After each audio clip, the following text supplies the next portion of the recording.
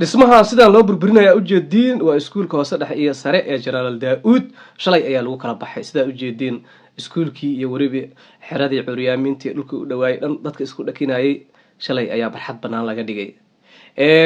meeshaasi far ayaa ku gudneed waxa la dhahayay madaxweynaha Jamhuuriyadda Federaalka Soomaaliya mudane Xasan Sheekh Maxamuud dal xureeye meeshaan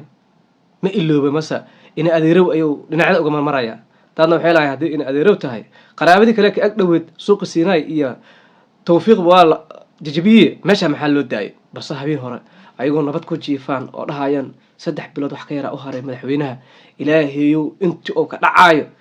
oo namogaada ayagoo dhahayo oo nabad ku jiifo oo baarka dhulka ka hayo afar dhinacyada ka soo gashay waalid dumiye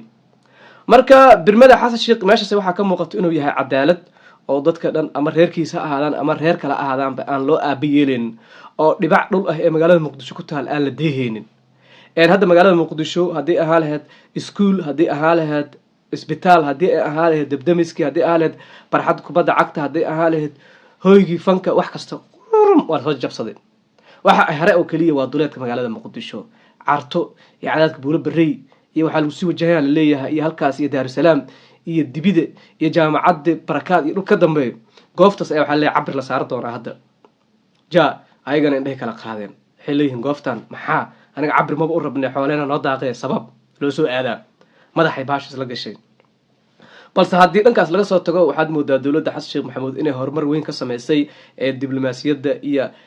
hanaanka dawladnimo dawladda Soomaaliya waxyaabaha ay gaartay waxaa kamid ah koow in cunaqabataynta hubka dalka laga qaaday in deymihiina la soo cafiyay in badii la soo dhiciyay in ay maanta heshiis ay la gashay ama saaxiibo ay yeelatay isxulufaysi saaxiibo awood leh oo quwad leh difaaci cirka ayaa la dhameystiray mashruucyo waaweyn ay kamid yihiin shidaalka qodistiisa ayaa Soomaaliya laga hirgelinayaa Soomaaliya waxay yeelatay haykal dawladnimo mar dhow isku filaanteeda ayaa qarka soo saaran ayada ay saas tahay dhanka kale waxa ku dhinac socda arrimahan dhul duduminta inkastoo markii dhul duduminta la fiiriyo waxa ay qabatay dawladda ay ka weyn tahay dhulkana markii hore dhul dawladeed ay u ahay takala dadka qaylinaya u jeedid oo ku dhahayaan aniga agoon leeyanahay iyo masaakiinanahay iyo 4% karoon waxaad arkaysaa nin laba boos oo filaa xamar ugu dhisantay gurigiisa kire ugu jiraan tarbuunka dhulku leh iyo Siinay oo degan dadkan ugu soo horeey qaylinaya meedia ka qaylinaya kii masaakiinka xitaa iska cafilay asa toosku ifinay because waalis wada yaqaana waxa la dariskaada waxa waa ilaala aan lagu dirsan waalis wada ogyahay dariska ku sheegay in adduunka ka dhulku leedahay oo meesha xaq daro u fadhiisid marka waxaan leeyahay guud ahaanba dawladda hala taageero gacmaha hala isqabsado mar hadii shidaalku noo qodmo aydaama bush la isku dagaal iyo muddo la isku dumiyo ama la is arki dooninba qof walba jiifkeeda ayaa ceyr lagu qori doona ana idin dhahay wixii nool iga dambeeyo adduunka iga dambeeyo waad arki doontaan taageero gacmaha isqabsada reer Muqdishona dadka caasimadda magac xumeynaya caasimadda ka dhigay bahala galeen meel amisom waardiisa ka dhigay nabad ka jirin amaan ka jirin waa kuwa xamar la rabo jigta iyo qarax joogtada ah